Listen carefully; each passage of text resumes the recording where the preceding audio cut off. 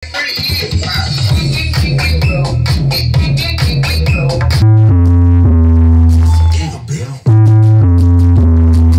natin. So yan, linagyan na natin ng hangin kasi dahil lang sa ating battle lockdown.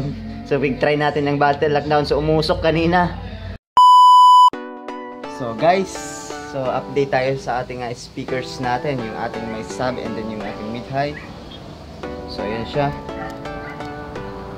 Guys, yung ating sub natin at saka yung ating Twitter natin. So yan, matagal na natin itong hindi nagagamit. Siguro mga 2 months na. So ayan, medyo madumi na. Ayan o, gawa ng mga ibon. So may mga damo. So nagaano sila dito. Yan, sa mga screen na yan. So yan, ganitong screen na yan. So bali inayos ko pa lang yan. So yan, nilagyan ko na siya ng cable tie lahat. Para hindi na yan pasukan ng mga ibon yung nalagyan. Parang mag-aano sila, mangingitlog. Hindi ko na kasi magamit to kasi medyo sira na kasi yung box niya. So kailangan na talaga itong mapalitan. So yan. Pero yung speaker natin okay pa yan, saka yung ating Twitter. So ngayon subukan natin na patunugin kahit limit lang muna yung ating volume. So may testing lang. Yung ating mid-high speaker natin, so ito yung palagi na natin itong pinapatunog kahit sa labas, sa indoor o sa outdoor. Ito na din yung ginagamit kong pang ano yan, pang sound trip. So yan, sa labas natin ito mamaya din. Yung amplifier nito, kasi meron siya kasing sarili itong amplifier. So ngayon, tatanggalin natin itong kahit wire lang. Then i-directa natin muna sa ating speaker or yung ating amplifier na 502. Ayan, tatanggalin natin yung wire niyan. Then i-connect natin to dun sa ating wire natin para pagsabay natin siya. So ayan, dalhin na natin to dun sa labas. So guys, yung ating mid-high natin. And then dito sa ating sub natin. So ayan. So pasensya na sa ating itsura ng ating speakers natin kasi wala tayong budget dito. So hintay pa tayo na magkabago ng box. Ayan. So actually maganda pa yan pa rin yung tunog nito ng ginagamit tong pang sub. Yan. Tapos yung Twitter niyan is nakalagay dyan is crown din, pero yung coil niya is Broadway. So yan lang yung ano ko dyan, yung libang ko dyan, pero hindi na natin to na need na nagagamit kasi parang sira na talaga yung ating box natin. So kailangan na talaga tong palitan ng bago. So, pero subukan na natin siya. So ayan, nakasama na yung ating amplifier natin. Then kakabit natin yung mga wire. Then punta tayo doon sa ating amplifier.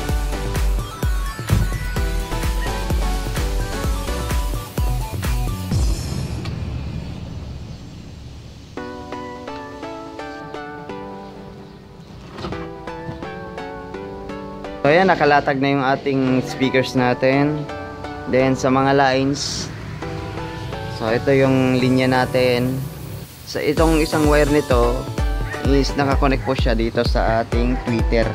So yung Twitter nito is 300 watts.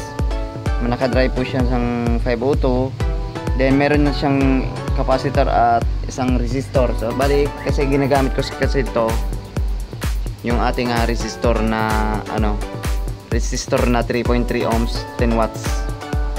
So dito sa taas wala tong resistor. So baling tanging nakaka-drive dito is capacitor lang kasi 100 watts lang to. Pati itong speaker na to 100 watts lang yan. So punta tayo sa amplifier. So guys, yung ating amplifier natin, so yan yung ating nakadrive sa sub. Ito yung sa mid-high, tsaka yung kinokontrol natin is yung ating equalizer. So bali yung equalizer nito is matagal na po yan. Pati itong ating 502. So medyo matagal na po yan na gumagamit. Pero gumagana pa rin yan. So itong ating color white na amplifier is hindi po yan sa akin. So bali ang ginagamit po yan kasi hindi daw yan gagamit. So ayan. Tapos po yung ating Bluetooth module natin. So ito matagal na to, siguro mga almost magki 3 years na to ngayon 2025 sa darating na April. So yan, dito sa ating amplifier natin. So kalawangin na siya pero ayos pa din yan. So baka sa mga susunod kapag may budget na tayo, so magpapalit na tayo ng bagong amplifier. So yan. So ito, pagtsagain ko lang muna kasi wala tayong budget. Sa connection, same pa rin yan. Yan, magsa-sound trip na tayo. Hintayin natin na babalik yung ating kuryente, then diretso tayo sa ating tugtugan. So, a few moments later.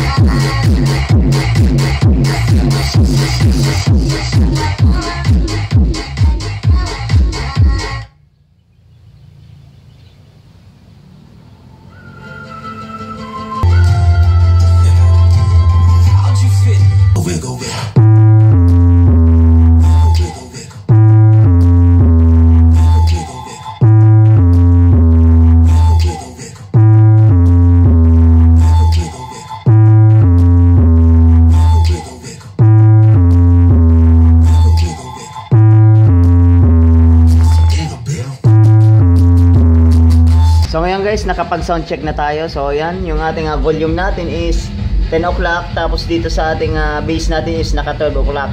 So nagka-problema lang is yung ating AVR natin. So yan, linagyan na natin ng hangin kasi dahil lang sa ating battle knockdown. So try natin ng battle knockdown. So umusok kanina.